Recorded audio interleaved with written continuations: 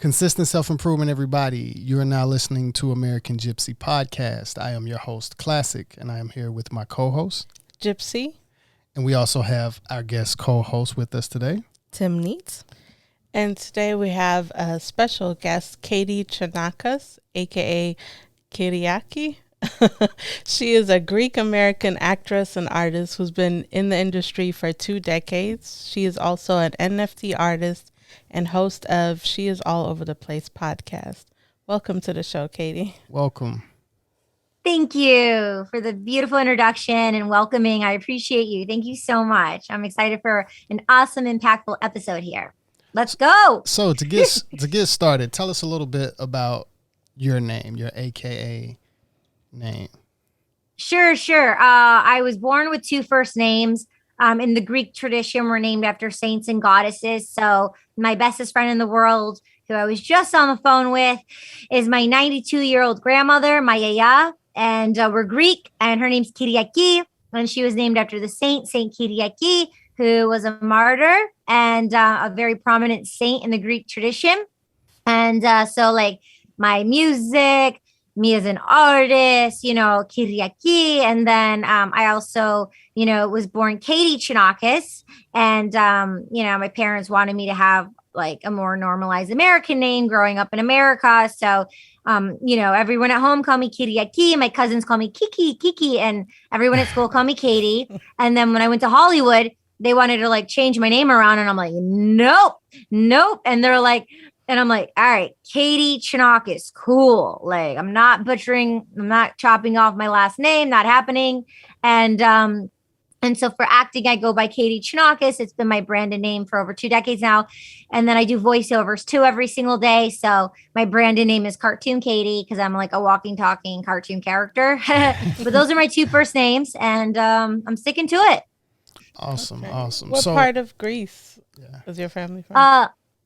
My yaya's from the island of Chios, Chios. It's one of the largest Greek islands. She's from the south village called Kardamila. You can see Turkey from the island of Chios. And then my papu, my grandpa, he's from the mainland, Galaxy. So it's on the mainland. Okay. So where were you born? I was born in Michigan, 30 minutes outside of Detroit. Okay. We actually have a little experience in Greece. We got married in Greece in Santorini. So we got married in Santorini and also spent a little time in Milos Island. Yeah. Fine. Congratulations. How beautiful. We've been to the same islands. Yeah. Yeah, we love Greece. Yeah. So it was an amazing experience, amazing food, very nice people. The water was food. Nice oh my gosh. And did you see like donkeys walking past ever? Like, know. Did we? I definitely did. Okay. I didn't get to see the donkeys. Yeah, we did the ATV riding and stuff, but I don't remember the donkeys. So one time when I was in Santorini, the last time I was there, a veterinarian joined on the trip, and she pointed out, I would have never noticed this, but she pointed it out when we were like going around, how healthy and happy the animals looked. And I was like noticing, I'm like, oh yeah, these animals look really happy. They're treated very well over there. They were like very healthy, well fed. That was kind of interesting to point out. Yeah, that is something to pay definitely attention more to. free to roam and just yeah. Because I pay attention to it with me, especially being from Mississippi, and I used to work in the vet's office as well. So here in LA, of course, you don't have a lot of stray animals at all. Not really. In Mississippi, you do have a lot of stray animals. So I get an understanding of what you mean by the animals look happier in certain places versus in others. Yeah. Those sunsets, though. I mean, come on. Yeah. Oh, yeah. Didn't you just want to just the water? It was amazing. But I can't go to Santorini again unless like I'm married or like I have crates to bring back, because I just want to like go and like buy everything in the store and just ship it back. Everything, it's like everything's just so like beautiful. A lot of like handmade jewelry and handmade everything. Craftsmanship is really big. I know. Like I got this in Greece. Nice. Yeah, I'm just like obsessed. But cool. So how long you been acting? Well, I guess And my whole life. what got you into acting? Yeah. So I think what really got me into acting was I was always very expressive, and I also like felt a lot and I observed a lot when I was a kid. And it was like kind of my duty and mission to want to make others feel good. You know, I saw like a lot of people in their circumstances were like unhappy and not feeling good, and just or even if they weren't not feeling good, it's just or feeling fine. I just like to make other people laugh and laugh and like that energy. It's about an energy of making other people feel good, to laugh. Like that's what was my mission, to inspire people to feel good. And in turn, I felt good, so it was like full circle of positivity. Yeah. So as far as growing up, I know you said you were born in Michigan. I know we're jumping around a little bit. You say you're in New York right now. What was your journey like to New York from where you were? Well, I only do one ways. I've been bicoastal since 2012. So as a kid, my goal was to be bicoastal. And when I was traveling the world, which is one of the reasons why I have my podcast called She's All Over the Place, from traveling the world, while I was traveling the world, I was like, you know what? I'm tri-coastal, because I was in Europe a lot. I'm like, yo, I'm over the pond. I'm not only bicoastal, I am tri-coastal. Yeah. But as a kid growing up, being Greek, like there was a huge community in Astoria of the Greeks. And, it's like Greece and then Australia and then New York was the third largest population. And then Chicago, then Detroit. So as a teenager, I would be going to New York, and I had family who, had brownstones in Brooklyn, right? And so I'd be in New York, this and that, and I wanted to move to New York. Like my heart, my soul, the culture, the raw, the grit, like all that stuff. Like I wanted to be in New York. And I was going to New York Fashion Week as a teenager. And then I remember I was a teenager in New York for Fashion Week, and like the airport shut down 3 times. And then I ended up like, going back, and then my dad screaming, Kiriaki, Elakato, Tora, like, telling me like, get downstairs right now. And I was like sleeping. I'm like, yo, what up? And then like we're downstairs, and like one of the Twin Towers was down, and we're like watching this together. And then my yaya called, my grandmother, she was so worried because she thought I was still in New York. And my dad's like, no, she's right here. And that whole like vibe happened of 9/11, unfortunately. And then I went to Los Angeles. I went to Toronto. I went to Paris. And after going to those 4 major cities, because as a teenager, I was deciding like where I was going to expand my wings. And like I said, I had a love for New York and wanting, but the energy just wasn't, I felt like the energy wasn't like a respectful time to go to New York. And I ended up going to LA. So I ended up going and settling in LA first, getting my feet wet, knowing the lay of the land, studying, researching, networking, like not knowing anyone, like doing grassroots work in LA, started working in LA. And then that's how like I got to New York originally, but then I ended up going to LA, and then I was in LA for a while. I was traveling the world, and then I was coming to New York, but then I became bicoastal in 2012. So how was LA for you back then? Back when, because like I've been different times, but well, when you first, came to experience LA, yeah, because I know when I left Mississippi coming out here, it was night and day. Okay, so when I first went to LA, like I thought I was raw and cool. Like I'm from Detroit. Like I'm like, yo, you know what I mean? And like I'm like I don't know, is it a shyster? Is that an okay word to say? Like, like smart, like a hacker, right? I know how to like do my charm to like get in places, to go places, to be invited places, like all that stuff.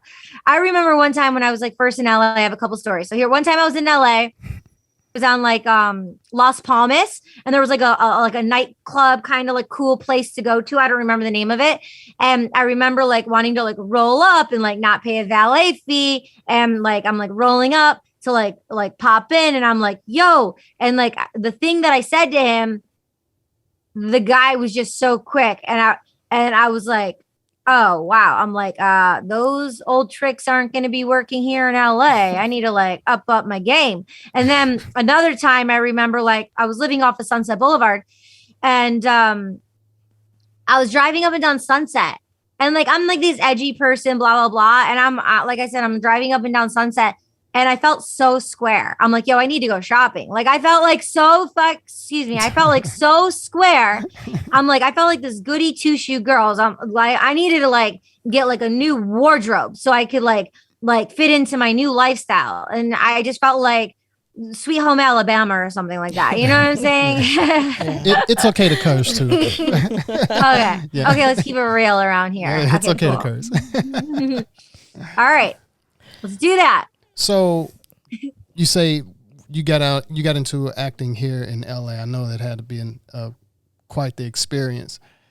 What are some of the challenges besides, I guess, staying afloat here in LA that you faced getting into some of the acting roles that you were, pushing forth, or what were the ups and downs that you endured to help you keep going? Yeah, those are great questions. So, I did get started in Michigan and I became a big fish in a small pond. And then that's why I'm like, okay, am I going to go to the big ocean now and be like this big fish in a big ocean, right? With the sharks. So, but know thyself, Socrates, right? And so exploring my ethics, morals, and values and not doing something that I wouldn't do, right? Like sleep with someone for a role or do like cocaine or like, like those kind of things aren't my bag. So I would be, you get a team. Like I ran cross country. So it's like get an ethical team who are into the Hollywood business and like start at a baseline level, even if it's like a boutique agency, not focus on the ego of the size of, back then they didn't have the likes and the followers and things, but not the quality over quantity, and someone who had the communication to be able to get you in front of the casting directors to get you the opportunity to be on TV. So this was my goal. Right. And then get into an acting class right away. I did Stanford Meisner with William Alderson at the time. And so I got into a class. I studied right away. I was going out to networking events, but I didn't drink. I didn't do drugs. I didn't smoke cigarettes. Like I was 1000% square in that way when I went to Hollywood, that I would be very focused. So like I would go out and I would network with everyone. And there's IMDb, which is iMovie database. So I would collect like 50 business cards. When I went out to people, I was like hustling around people's business cards, and I would go home and I would type them all in. And if they're saying, oh, I'm doing this film, I'm doing this project, I would see. And if they didn't have anything on there, it's like dud. It's like you sow seeds, like dud. And I would just throw it away. And then some were like cheesy, like, C-level films, or like films you never heard of, or like films you don't want to be a part of, like cheesy. So I'm like, rip, right? So you have to have some class, right? Yeah. Not to be so desperate to do anything. And then there would be some where it's like, okay, are they directing a picture with like Johnny Depp or like Meryl Streep or people I admire like Reese Witherspoon? Are they, an assistant on a TV show? Or are they assistant for a casting director? So I would just do my due diligence and iMovie database like saved me. It was like my backbone to know what's what and who's who, because everything's on there.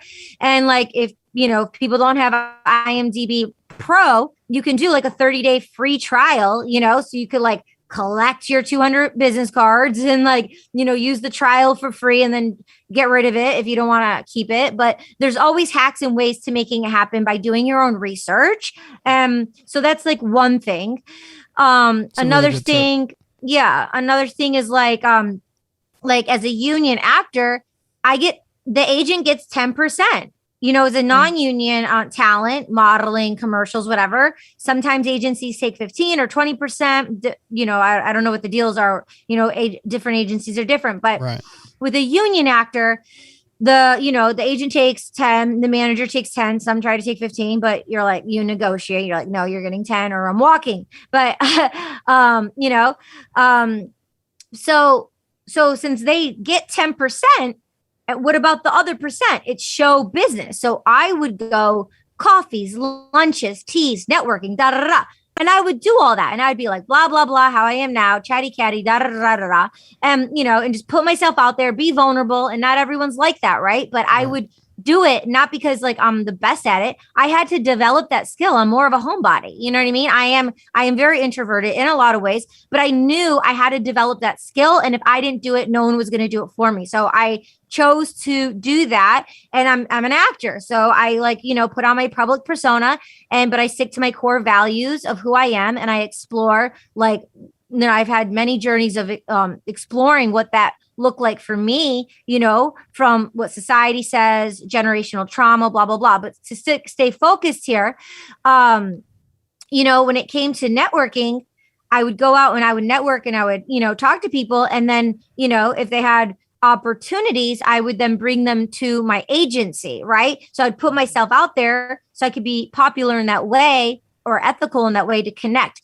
With the social media, I think it's so much easier now because you can build your brand independently. And literally the networks and producers, they have A&R people in music and producers, they have scouts. You don't need to be in Hollywood anymore. They will find you. They will find you. They will come for you. So do your thing. It's cool. I have my podcast because it's like, I'm like, now if a producer or director, someone hears and sees me, they're like, oh, like, she's a humanitarian. She's an artist. She's an art curator. She's curating a collaboration, and they're donating 20% to Ukraine, Red Cross. Like, this person is a good person who I would probably want to be with on set or a TV series for a few years. I'm going to contact her manager and have her read for, a project, or they, them. I go by both. I like she, her, they, them, but I do identify as she, her, and they, them. So, but they could hear me and be like, yo, we like the vibes. So then I could read for the project. And then when I'm talking about on my podcast, or when it comes out, the people, the audiences, they'll be like, oh, this person's the perfect fit for the project. And this person's into this, this, and this. And that's how we're building and growing as a society now, right? To be, in communities collecting together instead of it all being haywire, like it has been, which has been very confusing for all of us. Yeah. So that's mainly what inspired you to get into podcasting, or you had a different reason? Great question. Classic. This is a classic question. You're going to love this. You're going to love this. So as a kid, my first piece was called The Oddball. I'm a poet. And something happened when I was a kid. I remember I was on my bedroom floor writing, and there was a split. And there was a split where you're like, angelic, demonic, angelic, demonic. And then there was like this voice speaking, and it was like, do I listen to that voice or do I listen to that voice? Like, which is the good voice? It's like what they plant into us, like, in religion and TV and all that stuff, right? Where all of a sudden you're not a baby anymore and you have to start making some choices. So I had this ancient wisdom, like whispering in my ear. I had this ancient wisdom, right? Mm-hmm. And I followed it. I trusted it. I nurtured it. And I saw so many people trying that theirs was out, or people would try to put theirs out. And I'm like, this is sacred. This is my gift. Everyone has it, but this is mine. And if I don't do this, I'm going to be like them, angry and upset. And I'm going to be like them. And I need to protect this. So I had this ancient wisdom, which was an inner knowing, like that voice, right? Mm-hmm. And I followed it, and I yearned for it. And I was a seeker, and I always went on my journey, and I wanted people to, hold my hand and lift me up and say, hey, here's a platform, and let's take this angelic being and put her on the platform because of blah, blah, blah. So I said I wanted to do that for other people, right? And so I wanted to start my podcast 9 years ago, but I didn't know how to get on the train tracks, right? And then in 2019, Isolda, in my stand-up comedy class, she had a podcast. She taught me how to get on the train tracks. And I'm like, I'm going to have this space, right, to hash out my insecurities, to be more vulnerable, to put myself out there for people to get to know me, because I was so isolated and hiding from myself, like playing these games, psychological games with myself, of hiding from myself, which was very confusing. And I wanted to, hey, this took me 10 years, but with evolution and you hearing my podcast, this could take you 10 months or 10 days or 10 minutes. And I'm like, I want to be the person, to be that person that I didn't have when I was a kid, or to honor the people who did show up for me, who were there for me. So I want to be massive in that way. I'm a ripple effect. There's no right and wrong. It's just like, this is my experience of life. That's why I love podcasters and podcasting, because we get to break down the energies of the stigmas and what's not serving us, what didn't work, stories, so they can come out, so we can shape shift our current circumstances now. And so we can grow for a better humanity together, so that's why I have my podcast and I do what I do. First and foremost, that ancient wisdom and paying it forward for others. So I noticed you have a lot of NFT content on your podcast, and that's something we're pretty new to. So when did you first get into NFTs? Well, congratulations. And I onboard people, and I'm dropping my whole entire podcast as NFTs. You can drop your episodes as NFTs. I didn't think about that.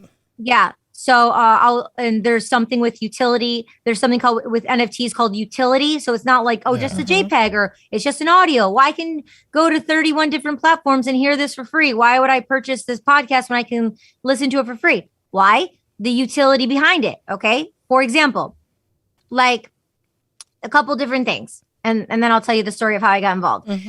So the thing is, let's say I have an NFT, right? And it's just me on the podcast. I don't have to think about anyone else except for myself, releasing it, putting it as an NFT, and I'm paying it forward and gifting 20% to mental health awareness or to Model Alliance, who support, models because they don't have contracts, from having eating disorders and doing drugs or, being raped, right? So I grew up as a model and I saw a lot of that stuff and how girls were. So I want to pay it forward, and I love Model Alliance and what Sarah's doing. So I could, put proceeds there. Or if you're into animals, you can donate to, animal places. So every NFT collection and project I have, I always gift a percent to something that aligns with me, the project, the collection, and any other NFT artists who are involved. And it's a collaborative thing where we're paying it forward in addition to, honoring ourselves as sovereign beings. Okay, cool. Now, the utility that could come with that, like if they, oh my God, this episode, like I own this episode, not only is a percent paying forward to something you believe in, but I'm going to have a 30-minute chat with the podcast team. And they're going to be able to like ask questions, go back and forth, or IRL in real life, lunch, or, an exclusive of something, or like I'm going to send you a t-shirt, you know what I mean? Like, so utilities can be different no matter what you want it to be, depending on the project. We could go on for days, but NFT is a non-fungible token. And I got into NFTs in 2018. And so I was like, whoa. And like one of my friends, there was a blockchain. It was the 1111 fund in 2018. It was on the rooftop, downtown LA. And I was DJing. I was the DJ, right, for this blockchain crypto art event. And there were these NFT artists who had physical artworks, and I have physical paintings as well, my physical artworks. They're like, oh, you're a painter too.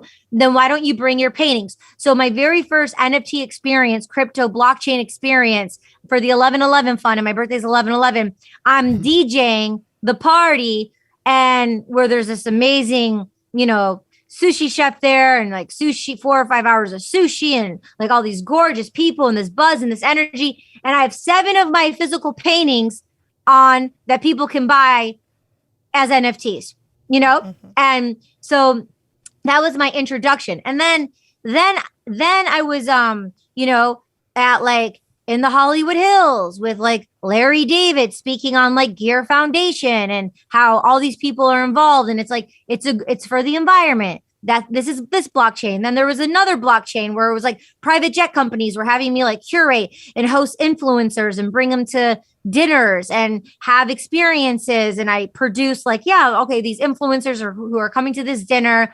raising funds for this, and this. And how about we give like someone at the dinner table, they pick a number, and whatever number they pick, like based on the number that they pick, they get like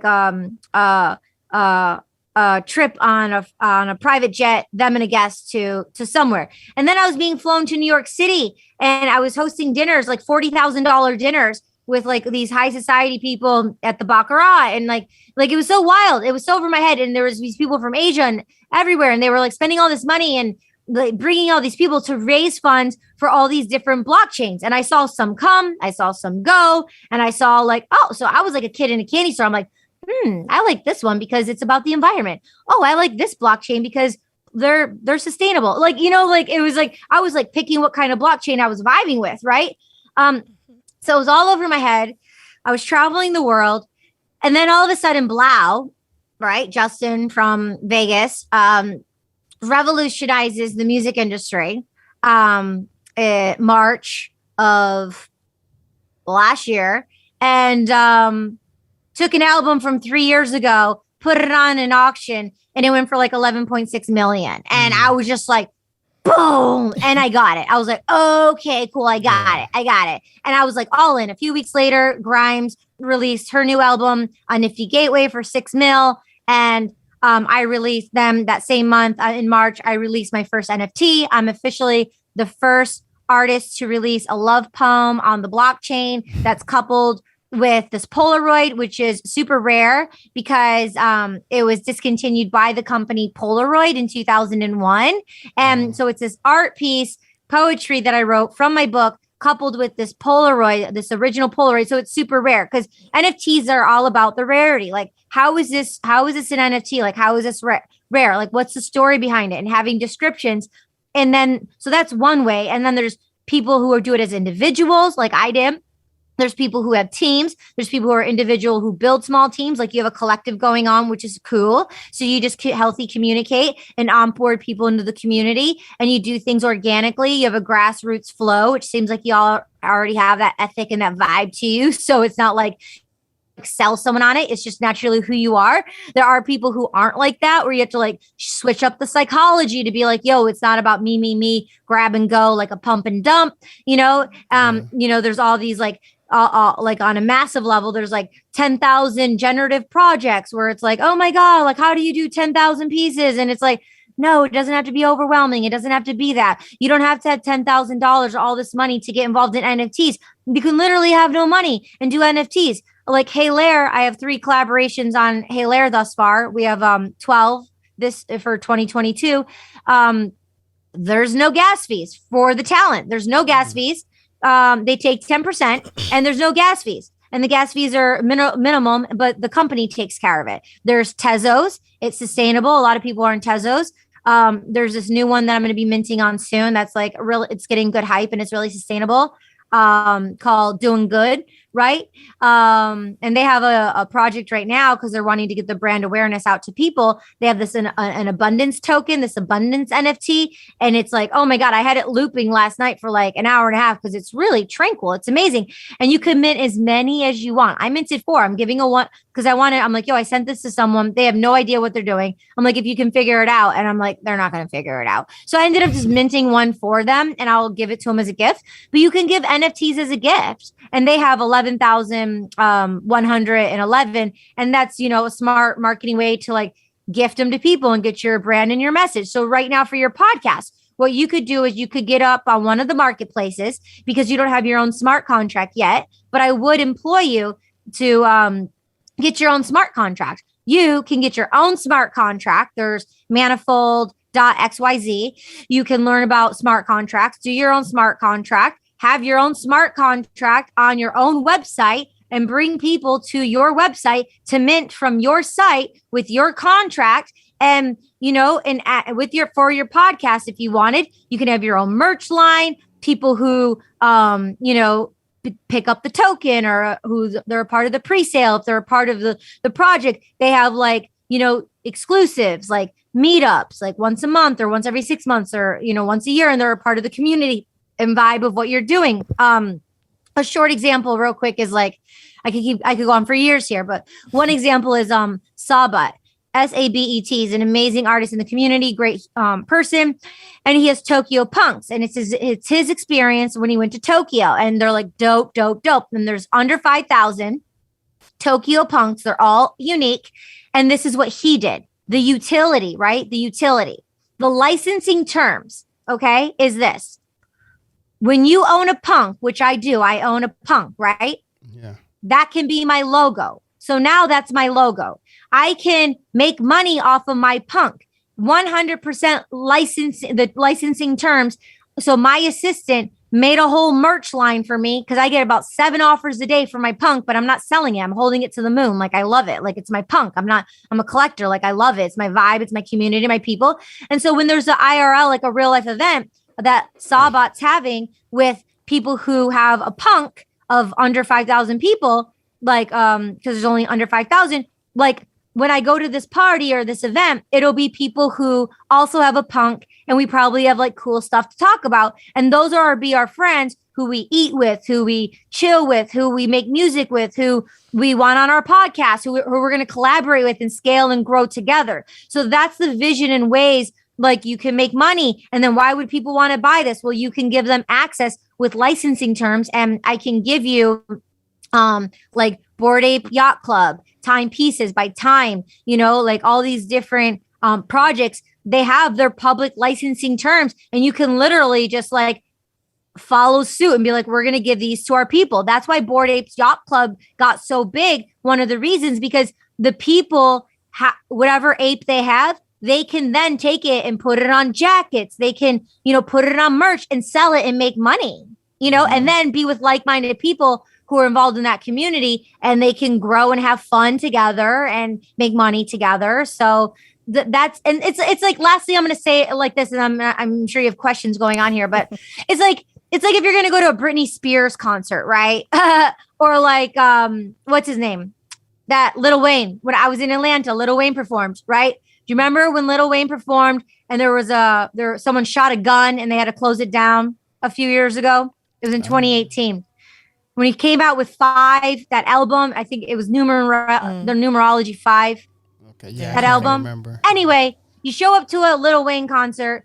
Oh, you're like, yo, these are my people. I'd hang out with them. Or you show up to a Britney Spears concert. You're like, yo, these are the people bopping Britney Spears. But then you leave. Or my first concert was Korn with a K. And I show up and I'm like, yo, these are the Korn heads. But like when I'm in Livonia, Michigan, it's like I don't see those Korn people around. Like, I'm so isolated. I feel so alone. Same thing going to EDM parties, like underground rave parties when I was a kid growing up. It's like all these cool kids. But when I'm walking around during the day at the mall, I'm seeing a bunch of like, you know what I'm saying? So it's like that. It's like that. That's what's happening. It's like when you're involved with projects that offer those kind of utilities. So you find what that means for you. And if that interests you, that might not interest you, you know? So whatever interests you, you find that, and it's out there. And if it's not, you create it. It's so early in the game that we're talking about it. Yeah. Anything that you want, that you've been wanting to do, anything that you're thinking of, yes, it can happen. And your mom and your dad and your brother and your ex and your partner, they're not going to say no. They're going to be like, yes to that idea. And if they don't know how to do it, they're going to, you know, introduce you to people who know how. And that's the exciting thing about the innovators in the space with the technology and curiosity. And we're shape shifting. I mean, our friends have brought healthcare to the space, you know, nonprofits to the space. Like, it's beautiful. Yeah, I'm even hearing real estate stuff going on with NFTs.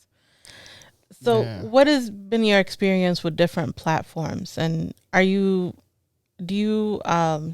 guessing you use multiple platforms, but can you tell us your experience with that, and what are some of your favorite platforms that you would 1,000.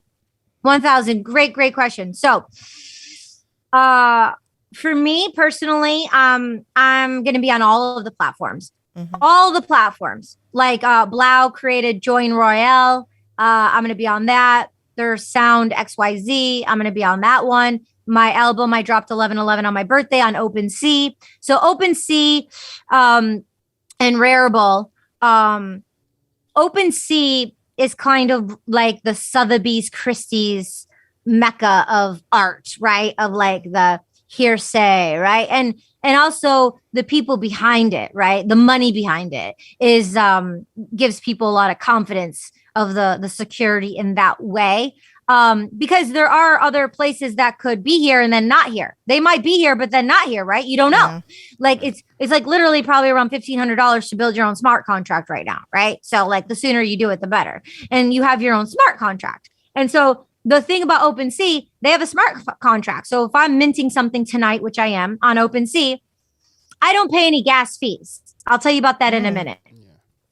I can mint something on OpenSea. The collector, whoever buys it, pays the gas fee. So I buy things on OpenSea all the time. And so I'm a collector. So I pay the gas fee. So there's websites and apps, and you can see gas fees. Like right now, this moment, two of my friends just like, you get friends, like they'll like tell you like, yo, gas is low, all time low, gas is low. Like gas is so low right now, all-time low.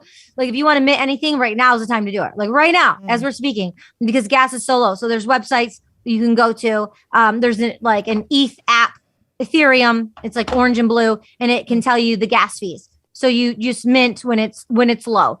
So then there's like other platforms. For our listeners, if you're just jumping in now, we are talking about cryptocurrency gas fees. The gas fees in real life are extremely high right now. We're talking about cryptocurrency. They're low. They're low. They're low. Right. No, as far as real life gas fees, as far as it's the joke. Right now, people are $9. Right. Gas is $9. That gas. Gas. Okay, got it. Just let them know if they're just coming in the conversation. We're talking. Yeah.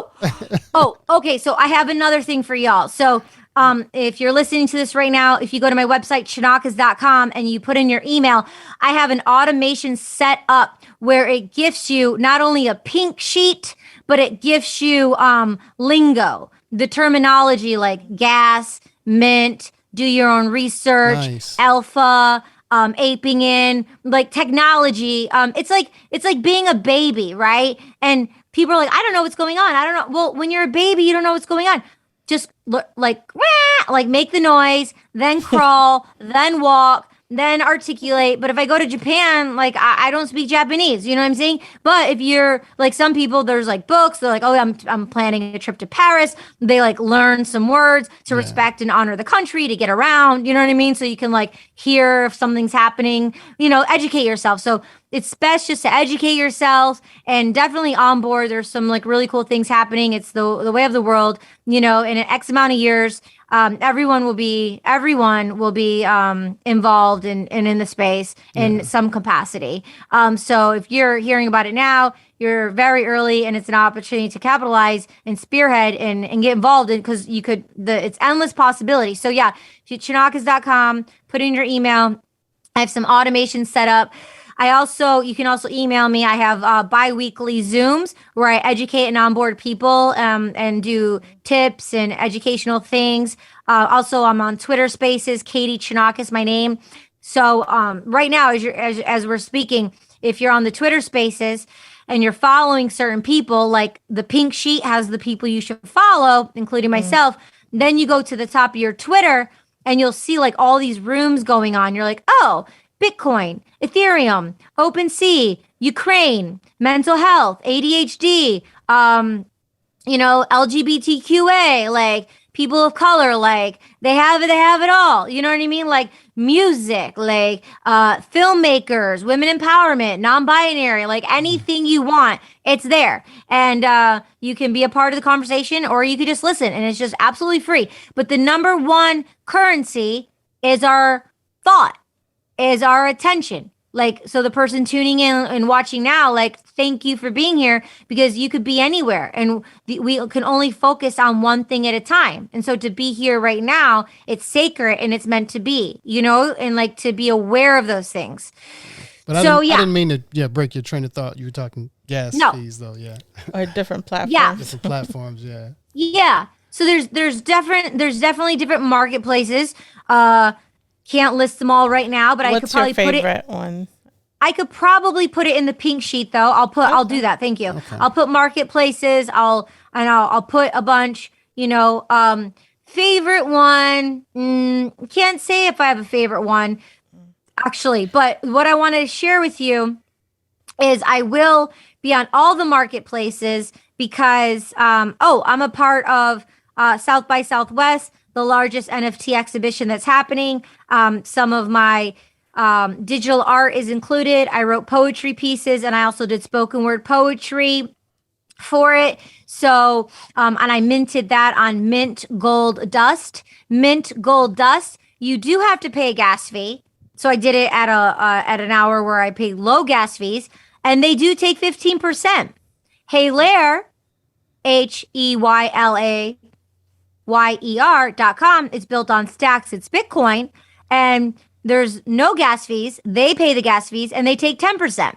OpenSea, there's no gas fees for you. You can just put it on there, right? And the collector pays the gas fee. Now, the thing I wanted to tell you about OpenSea is like you get a MetaMask wallet, and your MetaMask wallet, you connect it to your OpenSea, and your first mint, you have to pay a gas fee one time. So do it when it's low, and you pay the gas fee because they need to identify that your wallet is real, that you're not a bot. So it takes the actual currency from your MetaMask wallet to OpenSea one time and one time only. And then after that, you never have to pay a gas fee again, because the collector pays the gas fee. So it's the, like awesome. And it's, a lot of people say, oh, it's oversaturated. OpenSea, so many people are on OpenSea. So there are different marketplaces, but like I said, you can have your own. There's Solana, there's Polygon, there's Matic. A lot of people, like I said, you can have your own website where they meant my friend Jimena Bunavita, who was on my podcast a few weeks ago. She did her own smart contract and she did it right from her website, but then secondary went over to OpenSea. So the secondary market, so you could sell something and then it could resell, like it could sell to other people. I'm gonna need to look into smart contracts because I do development and I'm trying to get into Web3 development, and I'm just scratching the surface. So. We need you a lot. It's called the dev, DEV. So you're called a dev. Just so you know. That's the lingo. I gotcha. But there are people who work in Web3 and they're developers. And what they do is they onboard Web3 into Web2. They integrate them. But I can introduce you to some dev people who can give you some lingos and things like that. And I can tell you some people who to follow. But definitely a lot of people want to connect with DAOs, decentralized autonomous organizations, and dev people for sure. And for you, you can find out some cool community projects that are popular. You can ask me, I can tell you anytime, but you can then reach out to them. I can show you how to do that too. And you just say, hey, I'm a dev and I'm new to the space and I would love to, be a part of what's going on. And maybe you're a community builder in Discord or something like that. And then you offer your services and your time as you're learning. And then what they do is normally they like if they could pay you, but in ETH, and then you start building your ETH that way instead of taking your own money and getting Ethereum and crypto. They can pay you in crypto, and they could gift you NFTs, and that NFT that's maybe 200 or 300 or 500.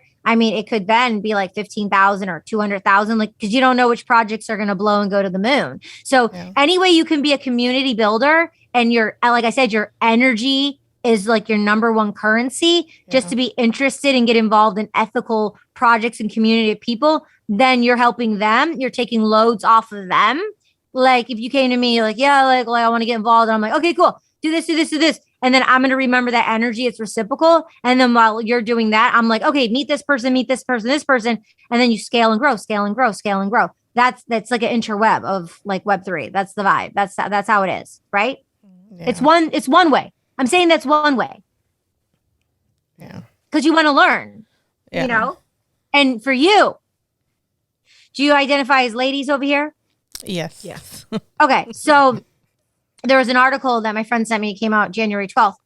Only 5% of women are in crypto or in NFTs.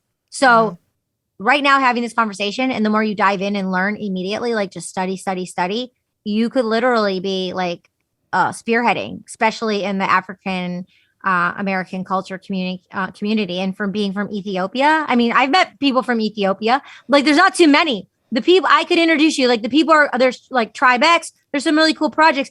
People will introduce you to these people, and you're like, yeah, these are my people. You know what I mean? And y'all support and help one another.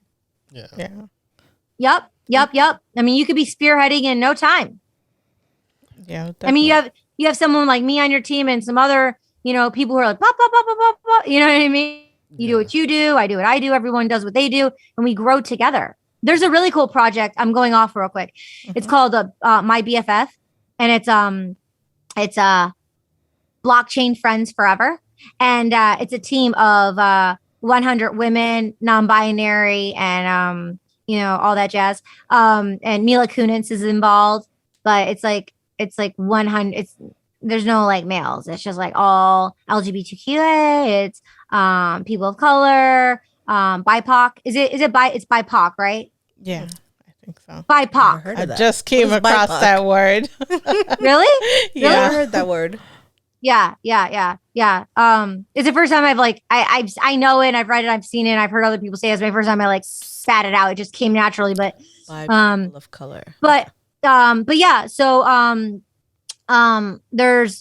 there's all these people involved in that community. I think it's like a cool project to follow, but that's like a massive 100 divine feminine, that divine feminine energy, like cool. There's other projects too, but and then there's just like two people doing it together or one person, but it's good. The best thing to do is collaborate. You know what I mean? So we're not doing it all on our own. There's so much, and it happens so fast. Like you think I'm talking fast, like, I mean, there's probably a whole new Web3 since I've been on this call. You know what I'm saying? Like that's the vibe. It moves so fast.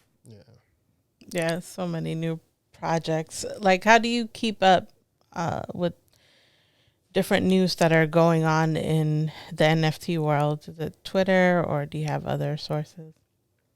Great question. It's impossible. There's the FOMO, fear of missing out, right? Yeah. Like I was there when Bored Apes was introduced. It was $200. I was there. Wow. Nyla, do you know Nyla? I don't know Nyla.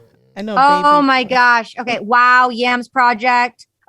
These projects. Like I was right there, but I was personally growing through a transition in my life where I was advised, not to invest in certain things because I was clearing some things, and so I didn't. And so I kind of like was kind of turning a blind eye and was like this for a while because it was just paining me that I just couldn't get involved, that I couldn't like be more a part of it how I wanted to be. But long story short, what I do now is what excites me, what's curious, what's going on with the community of people I respect and admire, and they're forethought leaders that I respect and look up to, and they're educating me and empowering me, and then I'm a part of the ripple effect, and I do that for others.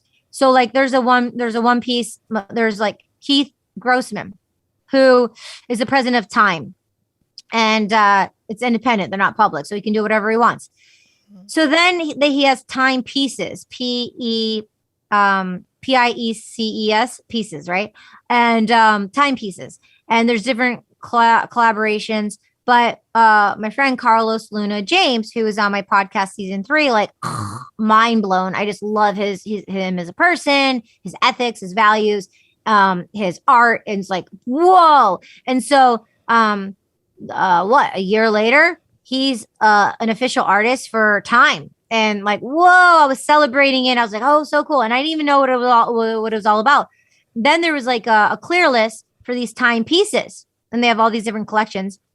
And I'm like, oh my God, like it excited me. I'm like, I want in on this. So I contacted him. I'm like, yo, and like he got me on the clear list so I could like mint one. I was able to mint one in pre-sale before it went up to the public, right? And so I was able to do that. And my reveal was science and technology. Like I'm all about science and technology. So it attuned to who I was. There was another one with, she's the first African-American astronaut who's a poet. And she went to space and she read her poetry in space. And like this amazing African-American woman. And she was talking about this in February for like, on the stage, like talking. And I was like, oh my God, this is so cool. So I went to the website and like, I saw her NFT collections. There's only like 100 of them, limited edition. And then there was like this other one. And it was about these astronauts who like went to space. So I'm like, yo, I need to have one of these. Like, this is so cool. Like, it's like getting something and knowing about something and then like everyone else finding out about it. And it's like, oh man, if I wish I would have known about it. And it's like, I did, and I got it. So it's like, I'm holding it to the moon, but there's like, so what do I do? I follow the excitement. What excites me? So that's the important thing. Understanding the people involved, the utility about it, so I'm not getting involved with something that like if it's just like something like I get messages like so many times a day, I just delete it. If I don't know them and it looks like someone's just spamming me, it's like a copy and paste kind of thing. It's a bot, someone getting paid to do that. That's not the way you want to approach me. If someone writes me an email, you know what I mean? And they're like, yo, this, and a couple people have, and they're like coming in nonstop. It's like, okay, cool. You know, and then I can ask them questions and talk to them. So ask questions, be curious, find out more. You know, if it seems too good to be true, or if they're hiding information, or if you're asking and they can't explain, they don't know. You know what I mean? Like, just be like, yo, just like spare me and like send me to someone who does know. You know what I mean? Like, let's not like waste each other's time over here. Like, let's be real, transparent. And there's just a lot of great communities and information out there. But it's like I said, it's your energy. It's doing your own research. So when you're getting an NFT, are you storing it in the platform, or can you? I know you're connecting your MetaMask wallet in order, let's say, OpenSea. Yeah. And you buy one, and it goes into, I'm guessing, your MetaMask wallet, the actual NFT. Yeah, it's a digital asset, right? It's a digital. So if like someone comes to your house, they're flexing. They're like, yo, look at all my sneakers. Or like, yo, look at like my 100 pairs of sunglasses. They're physical. Now, in like 5 years from now, when you're talking to brands and companies, they're going to be like, yo, let me see your collection. It's going to be digital assets, and they're going to be able to tell all about who you are based on what you've collected. And you're like, that's going to be a vibe. But that's what you can do, though. You can also get a ledger, right? Right. So that's why I was asking with cryptocurrency. I know you can put it in a physical wallet or have it in the exchange or in the cloud in your own wallet. So I wasn't sure like how NFT works when you get it. Is it the same way as crypto or a token? You can get a cold wallet and a hot wallet. So you can store it in a ledger, right? That's the ultimate way they say to, you know, keep it safe. So in case someone gets hacked or something. I also think if we're talking about hacking and safety here, is you have like a wallet with MetaMask. You have a public wallet, right? So I can give it to you. I can give it to the world. And it's the Etherscan website. And you can look at every transaction of how much money goes in, of what's minted, of what comes out, blah, blah, blah, blah, blah. Like you can, if someone's hacking, like you can like see like what's going on Etherscan, because that's the technology of the blockchain. So what I recommend and what people do is, what you can do is, so with MetaMask, you get a seed phrase and you never, ever, ever, ever, ever, ever, ever give it to anybody. You never take a screenshot of it. You never write it in your notes. You never write it down. You never put it into an email. Never. That's the first thing. You just never need to know what to do. And the also thing that what you need to know is if you're on Discord and Twitter, never click any links. Never click any links, because these people it'll look like something amazing. It happened to OpenSea just 2 weeks ago, where someone was hacking for about 30 days, and OpenSea wrote an email to everyone that we had to like move to, they were migrating with contracts, and you had to go to OpenSea to do it. And then like a week later, like another email came out, but it was from a hacker, and the cover letter, everything looked like it was legit from OpenSea, but it wasn't. And it wasn't OpenSea's fault, but that's what a hacker did. That's how like smart these people are. So I didn't click on that. Even when I got something like that, I went straight to OpenSea. Thank God. But I didn't even do that. I went straight to OpenSea. But it's not like they were going after the people who have like millions of, you know, Bored Apes and like millions of like, you know, worth of crypto stuff like that. Like not mine. But okay, so that's one thing. Don't ever give your seed phrase to anyone. Right? You're like, oh my God, but what if I get in a car accident, I have a concussion, something happens, right? Put it in, like, write it down somewhere very safe where no one's going to see it, and then hide it and put it somewhere else too. Like, write it down in a couple different areas. And it's being sovereign beings, and it's a responsibility, right? And it's a responsibility. So don't give your seed phrase. Don't put it on any electronics. I know I've said it 17 times, but people still do it. And it's like, then they're like, oh my God, like, just don't do it. And then and don't just, when you're on the Discords, there's a setting, you can just turn off DMs so people cannot DM you. So they won't DM you. That's the bots. It's the hackers. The other thing is, what I was going to share is, so when you have your MetaMask and you have your seed phrase, right? Mm-hmm. You can have an account and you can open multiple accounts under that one MetaMask. So what I would do if I were you, I know it's a lot, but I would have your seed phrase in I would have a MetaMask account with a seed phrase with a public wallet that you send to everyone so they can send you gifts and your public wallet's out there, blah, blah, blah, blah. Then I would have another MetaMask account. I wouldn't open an account from the same MetaMask. I would have create an entirely new account with another seed phrase. Yes. So instead of having one seed phrase, two. So you can keep it's like having a checking and a savings account, right?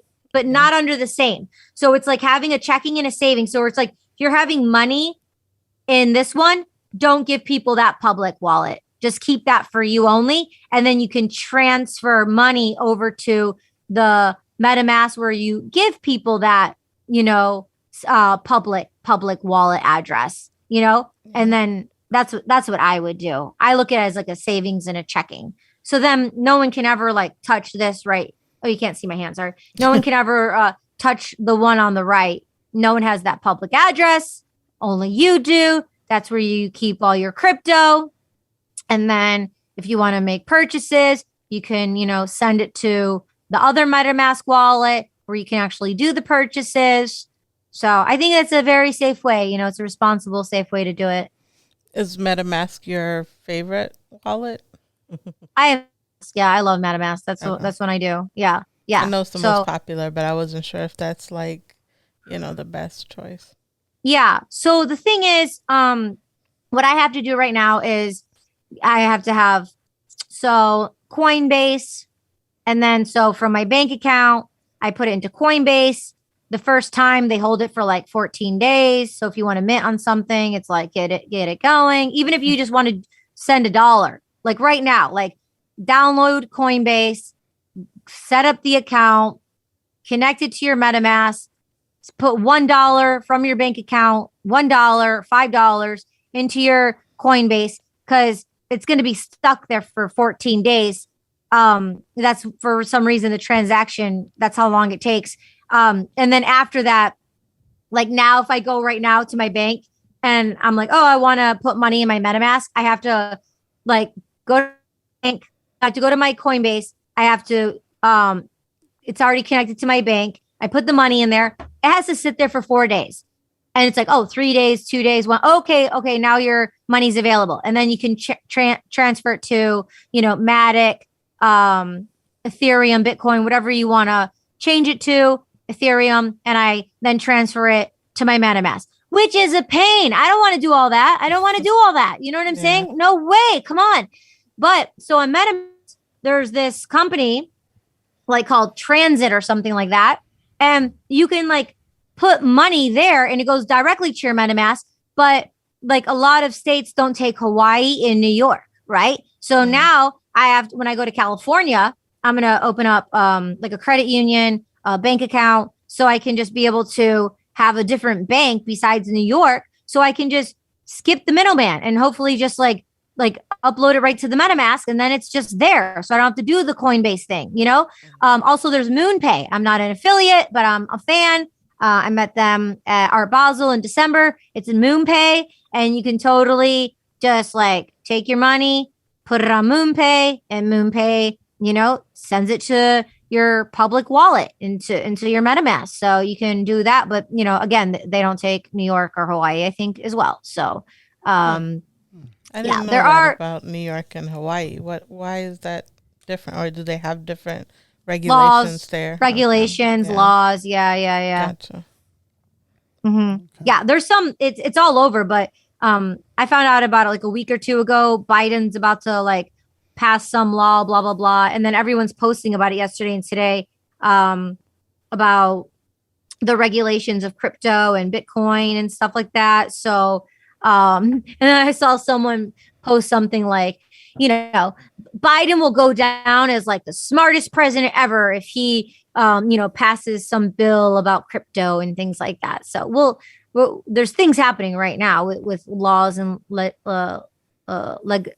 legislations. So it's very exciting. It's all very new. It's a lot to keep up with, but we can only do our best, and like I said, follow the curiosity, because if it's super stressful, like you have a great partnership there. So it's like whatever you do is awesome. And then you can support, and then whatever you do is awesome. And then you can support. So, it's good to have someone to do it together. Yeah. Yeah. Well, before we get ready to close things out, you did give us links to your stuff before. Could you give us links again and share with us any future projects? Yeah. Oh, yeah. Chonacas.com, CHONACAS. So if you go to Chonacas.com, all my social media handles are on there. I do industry coaching. I have bi-weekly Zooms I do with onboarding people into Web3. At the top of my website, it says NFT artist.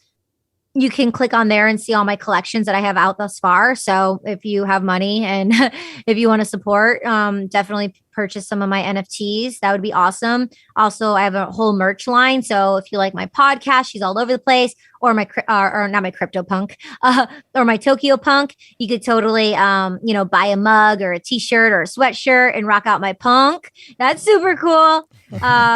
And that'd mean a lot. That'd be super cool. And anyone who's hearing this that does that, and you just take a screenshot and send it to me, I'll give you a shout out on my podcast. How about that? Nice. Sounds good. And I think you also have a music project as well. Right. Yeah, I was gonna ask. Yeah, any music projects? Oh yeah. Yeah, it's called Dreamland 1111. It's under Saint Kyriaki. It's streaming everywhere. I also dropped the whole album on OpenSea as NFTs, and 2 of my music NFTs were purchased by the NFT artist Blake Jameson, who's also an NFT curator and collector. And so he picked up 2 of my NFTs, which was super awesome, and that really meant a lot. So, I mean, not only to be in music NFTs, but to be an artist who has their music sold. I mean, that's so cool. I'm in a very, very small pool, and being divine feminine, that's super, rare. So I'm very aware, and I'm very grateful to be a part of this collective and what's happening. It's very, very cool. But the album, I grew up on EDM music. I grew up going to all the rave parties and stuff. I grew up with Outkast, Nas, Eminem, all that stuff. So Tupac, obviously. And I grew up in the EDM scene. So I was listening to the beats, instrumentals, and the vibes and everything like that. And it's like poetry. So it's I do written poetry, spoken word poetry with my voice.